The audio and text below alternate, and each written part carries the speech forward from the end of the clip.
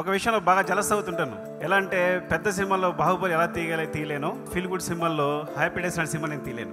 ఎక్కడైనా సినిమా స్లోగా వెళ్ళాలి, ఒక మంచి నేరేషన్ చేయాలి అనుకున్నప్పుడల్లా నేను శేఖర్ సినిమాలు చూస్తుంటాను. క్లాస్ ఎక్కడ తప్పు పట్టలేని సినిమాలో, ఎక్కడ కమర్షియల్స్ కోసంగా ఎప్పుడైనా డైవర్ట్ అయింది, కానీ దానికి అలా లేదు. తను ఏమనుకున్నది స్ట్రైట్గా తీస్తాడు, అది ప్రజలకి సరిగ్గా హార్ట్ హిట్ చేస్తాడు. ప్రతిదీ మర్చిపోయి క్లాసిక్లా అనిపిస్తుంది. సో నేను great admirer of your films sir. He's extremely stubborn. తన నమ్మిన సిద్ధాంతం, తన నమ్మిన ప్రిన్సిపల్స్కి ఏం అడ్డొచ్చినా, ఎంత ఆశ చూపించినా, ఎలాంటి పరిస్థితులు వచ్చినా ఒక్క ఇంచు కూడా పక్కకు జరగరు. That is the quality I extremely admire about you Shekhar. Shekhar Kammula అంటేనే మన తెలుగు సినిమాలో ఒక స్పెషల్ రెస్పెక్ట్ ఉంటుంది. దీనికి రీజన్ ఏంటి, కుబేరా మీద మీ ఎక్స్పెక్టేషన్ ఏంటి, కింద కామెంట్స్లో ఖచ్చితంగా మీ ఒపీనియన్ చెప్పండి. పర్సనల్గా నాకైతే శేఖర్ కమ్లా అనగానే జస్ట్ ఏదో ఫీల్ గుడ్ లవ్ స్టోరీలు తీసే ఫిల్మ్ మేకర్ మాత్రమే కాదు, అంతకు మించి ఒక మనిషిగా మన ఇండివిజువాలిటీని, డిగ్నిటీని ఎలా కాపాడుకోవాలో నేర్పించేటువంటి ఫిలాసఫర్ కూడా. నువ్వు నమ్మిన సిద్ధాంతాల మీదే నువ్వు సినిమాలు తీస్తావు. నేను నమ్మిన సిద్ధాంతాలకి నేను చేసే సినిమాలకి సంబంధం ఉండదు. Because you make and you lead your life on your principles. I really respect you for that. Rajamouli గారు అన్నట్టు మనం లోపల ఆలోచించేదానికి, బయట బతికేదానికి ఎంతో కొంత తేడా ఉంటుంది. ఈ భేదాన్ని, డ్యూయాలిటీని చాలా సటిల్గా, సింపుల్గా, అన్నిటికీ మించి అందంగా చూపించిన ఫిల్మ్ మేకర్ శేఖర్ కమ్ముల గారు. అలాగని తీసిన అన్ని సినిమాలు ఆనిముత్యాలని నేను చెప్పట్లేదు. కొన్నిట్లో ఆ మార్క్ మిస్ అయి ఉండొచ్చు, బోరింగ్గా కూడా అనిపించవచ్చు. ప్రయత్నం చేశానంటే కొన్ని తప్పులు జరుగుంటాయి, కొన్ని మిస్టేక్స్ ఉంటాయి, కానీ every time was a genuine effort that I made. కానీ తెలుగు సినిమాలో ఎవర్ గ్రీన్ స్టేటస్ ఉండేటువంటి అతి కొద్ది అరుదైన సినిమాల్లో శేఖర్ కమ్ముల గారి ఫిల్మోగ్రఫీ నుండి అట్లీస్ట్ ఒక 2-3 సినిమాలైనా ఉంటాయి. So movie lovers, Shekhar Kammula గారి రైటింగ్ని, ఫిల్మ్ మేకింగ్ని, అలాగే ఫిలాసఫీని ఈ వీడియోలో డీకోడ్ చేద్దాం. ముందుగా మనం మాట్లాడుకోవాల్సింది realism and slice of life storytelling. Shekhar Kammula గారి సినిమాలు అనగానే పొద్దున్నే తాగే ఒక మంచి కాఫీలాగా, వర్షం పడ్డప్పుడు తినే మిరపకాయ బజ్జీలాగా ఒక వార్మ్ అండ్ కంఫర్ట్ ఫీలింగ్ ఇస్తాయి. అందుకేనేమో ఆనంద్ ట్యాగ్ లైన్ కూడా ఇదే పెట్టారు. పాలిటిక్స్ని అడ్రస్ చేసే లీడర్, అబ్యూజ్ని ట్యాకిల్ చేసే లవ్ స్టోరీ, రీమేక్ థ్రిల్లర్ అయినటువంటి అనామిక, ఇలాంటి మూవీస్ని పక్కన పెడితే మ్యాక్సిమం ఆయన స్లైస్ ఆఫ్ లైఫ్ అప్రోచ్ అనేది అప్పటి తెలుగు సినిమాకి, ఆడియన్స్కి ఒక ఫ్రెష్ ఫీలింగ్ ఇచ్చింది. ముఖ్యంగా ఆనంద్ అండ్ గోదావరి ఈ 2 సినిమాల్లో చూస్తే కనుక ఆ బ్యాక్ డ్రాప్ కానీ, స్టోరీ అండ్ క్యారెక్టర్లు కానీ మనకేదో బాగా ఎప్పటి నుండో తెలిసినట్టు చాలా రిలేటబుల్గా అనిపిస్తాయి. దీనికి మెయిన్ రీజన్ ఏంటంటే శేఖర్ కమ్ముల గారి స్టార్టింగ్ కథల్లో మెయిన్ కాన్ఫ్లిక్ట్ని సింపుల్గా తీసుకునేవాళ్ళు. అంటే ఒక అమ్మాయికి, అబ్బాయికి మధ్య పరిచయం, మధ్యలో ఈగో క్లాష్ వల్ల డిస్టెన్స్ పెరగడం, ఆ తర్వాత మళ్ళీ కలుసుకోవడం, ఇలా మ్యాక్సిమం ఒక సింపుల్ రామ్ కమ్ టెంప్లెటే ఉండేది. కానీ ఇక్కడ శేఖర్ కమ్ముల గారి స్పెషాలిటీ ఏంటంటే మనిషికి మధ్య ఆ ఇంటర్పర్సనల్ రిలేషన్షిప్స్ని చూపించే విధానం చాలా అథెంటిక్గా ఉండేది. అంటే జస్ట్ హీరో హీరోయిన్ మధ్య రిలేషనే కాదు, వీళ్ళ ఫ్యామిలీలో పేరెంట్స్తో ఎలా మాట్లాడతారు, చుట్టాలతో ఎలా బిహేవ్ చేస్తారు, ముఖ్యంగా ఫ్రెండ్షిప్ అనే ఎమోషన్ని శేఖర్ కమ్ముల గారు చూపించిన విధానం ఇప్పటికీ స్పెషల్గా ఉంటుంది. యాక్చువల్గా అందరూ హ్యాపీ డేస్ అంటారు, కానీ నాకైతే ఆనంద్లో హీరోకి, హీరోయిన్కి ఒక సపరేట్ ఫ్రెండ్షిప్ గ్యాంగ్ ఉంటుంది. వీళ్ళ మధ్య ఉండే ఆ ర్యాపో కానీ, ఒకరి కోసం ఇంకొకరు ఆలోచించే విధానం కానీ ఆ స్లైస్ ఆఫ్ లైఫ్ వైబ్ని క్రియేట్ చేసే అనుకోవచ్చు. ఎక్కువ మంది చూసుండ్రో, కానీ శేఖర్ కమ్ముల గారి డెబ్యూ మూవీ డాలర్ డ్రీమ్స్లో కూడా చాలా రిలాక్స్డ్గా, రియలిస్టిక్గా ఫ్రెండ్స్ మధ్య, ఫ్యామిలీ మధ్య ఆ వైబ్ని బ్యూటిఫుల్గా క్రియేట్ చేశారు. ముఖ్యంగా అప్పట్లో ఉన్నటువంటి ఆ Hyderabad city urban culture, NRI aspiration, ఇవన్నీ కూడా అథెంటిక్గా, రిలేటబుల్గా చూపించారు. ఈ మూవీ హాట్స్టార్లో ఉంది, కుదిరితే ఒకసారి చూడండి. వింటేజ్ హైదరాబాద్ వైబ్ అయితే చూడడానికి భలే ఉంటుంది. ఇకపోతే ఈ స్లైస్ ఆఫ్ లైఫ్ ప్లెజెంట్ రియలిజంకి ఇంకో మెయిన్ రీజన్ నెంబర్ 2, వర్షం అండ్ విజువల్ లాంగ్వేజ్. నేచర్ని, ముఖ్యంగా వర్షాన్ని శేఖర్ కమ్ముల గారు బ్యూటిఫుల్గా చూపిస్తారు. సపోజ్ ఆనంద్ సినిమాలోని ఈ షార్ట్స్ని ఒకసారి అబ్జర్వ్ చేయండి.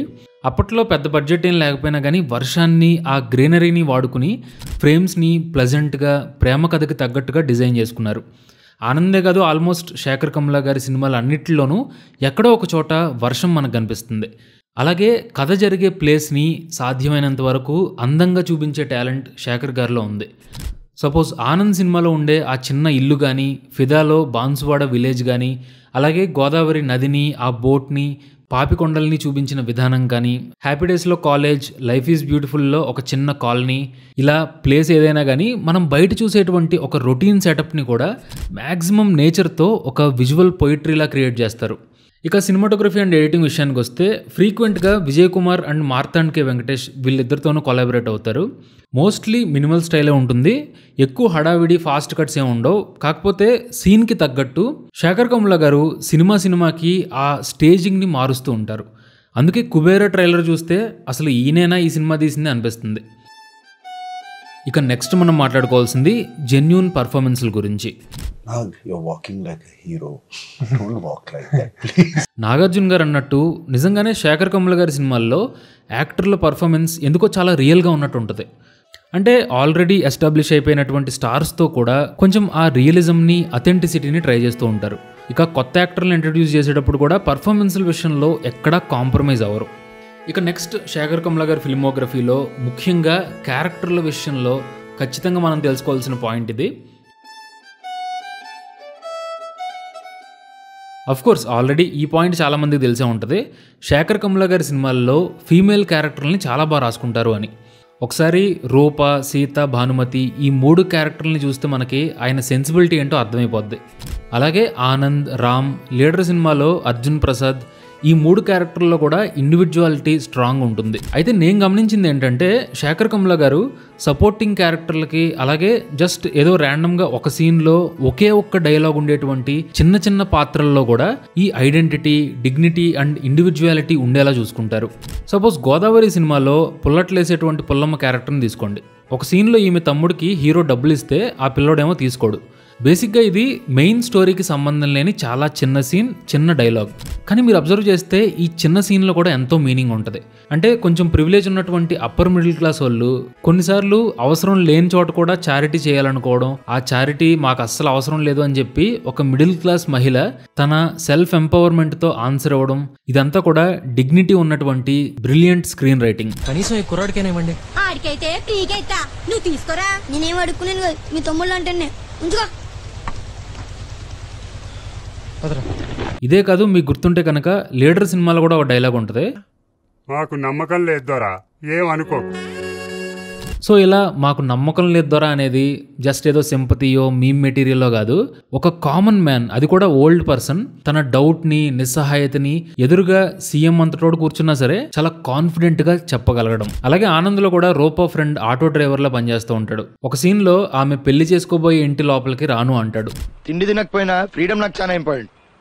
ఎంజాయ్ అయినా నీకు ఆటో ఫ్రెండ్ అంటే నీకే ప్రాబ్లం. కరెక్టే. సో శేఖర్ కమ్ముల గారి సినిమాల్లో ఇండివిజువల్ క్యారెక్టర్లకి ఇలాంటి చిన్న చిన్న మూమెంట్స్ చాలా ఉంటాయి. ఫిదా సినిమాలో భానుమతి అక్కకు కూడా ఒక చాయిస్, ఇండివిజువాలిటీ ఉంటుంది. సో ఇవన్నీ బలవంతంగా సొసైటీ మీద ఏదో స్టేట్మెంట్ ఇవ్వాలని పెట్టినట్టు కాకుండా క్యారెక్టర్ నుండి ఆర్గానిక్గా డెవలప్ అయినట్టు ఉంటాయి. అయితే కాన్షియస్గా శేఖర్ గారు సోషల్ రెస్పాన్సిబిలిటీ మెయిన్ అజెండాలా పెట్టుకుని మెసేజ్ లాగా ఇచ్చినప్పుడు లవ్ స్టోరీ లాంటి సినిమాలు కొంచెం హెవీగా, బోరింగ్గా కూడా అనిపిస్తాయి. కాకపోతే ఇక్కడ నా పాయింట్ ఏంటంటే రాసే క్యారెక్టర్స్ని జడ్జిమెంట్ లేకుండా చూస్తారు కాబట్టి శేఖర్ గారి సినిమాల్లో ఒక ఐడెంటిటీ, ఇండివిజువాలిటీ, మరీ ముఖ్యంగా డిగ్నిటీ అనేది ఉంటుంది. ఇక నెక్స్ట్ శేఖర్ గారి సినిమాల్లో మరో స్పెషాలిటీ, ఇప్పటిదాకా ఆయన తన సినిమాల్లో డిఫరెంట్ కంపోజర్లతో వర్క్ చేశారు. మ్యూజిక్ అనేది ఎవరు చేసినా సరే మ్యాక్సిమం శేఖర్ గారి సినిమాల్లో ఒక సూతింగ్ సౌండ్స్కేప్ అనేది ఉంటుంది. ఆనంద్ అండ్ గోదావరి సినిమాల్లో రాధాకృష్ణన్ గారితో మంచి మెలోడీస్ ఇచ్చారు. అలాగే మిక్కీ జే మేయర్తో శేఖర్ గారి కొలాబరేషన్ తెలుగు సినిమాకి చాలా మంచి సంగీతాన్ని అందించింది. ఇక ఫిదా అండ్ లవ్ స్టోరీల్లో కూడా సాంగ్స్ చాలా బాగుంటాయి. అండ్ ఇప్పుడు కొత్తగా కుబేరా మూవీలో డిఎస్పీతో కొలాబరేట్ అవ్వడం ఇంకా ఎక్సైటింగ్ ఉంది. నెక్స్ట్ ఆయన సినిమాల్లో గమనించాల్సింది subtle humour and simple dialogues.